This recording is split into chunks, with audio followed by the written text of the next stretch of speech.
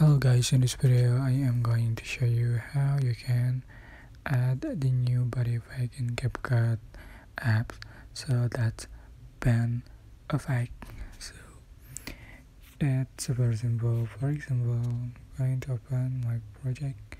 So there's a photo here and I'm going to add pen effect. So just select effect, select body effect. So you can find the pen effect, just click on it and then click check mark. That's it. So it's yeah, it is applies to the video as well. I hope this tutorial was helpful for you.